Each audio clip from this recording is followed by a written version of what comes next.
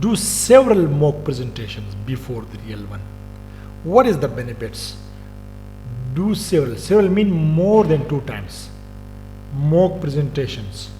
Mock presentation means that if your real presentation is there, before that you need to present your work to some people, some expert people, like your supervisor or other expert people. Ask your group members to come and sit in front of you and tell them that please note my weakness. When they note your weakness, you just incorporate that weakness and just do another mock presentations. This is very, very interesting. Steve Jobs, those people, they just do the things many times before the real presentations. But if you are directly come to the real presentation, and if you are not perform mock presentations, you will not know that how much time it will take. The time problem. Sometimes the examiner asks that you have 10 minutes, and you just when they say you almost finished the time, so you just finish 2-3 slides. Look, what an embarrassment that is.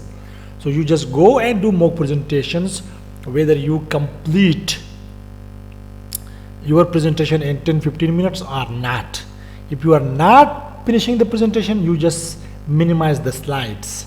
That is the very important tip. So I recommend that you must do mock presentations many times. I myself did 3-4 times mock presentations before my PhD defense. My supervisor told me, come here and do the mock presentation. I did mock presentation 1 time, 2 times, 3 times. At the end, my presentation was in a very good form, and I can finish that presentation in the due time.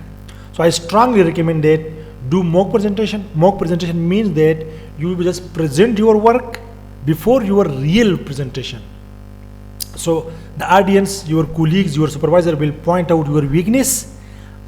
When you finish the presentation, you just incorporate, embed those weaknesses and just present it again. So this is called mock presentations, and this is a good tip, and you must need to follow this tip. Thanks for watching.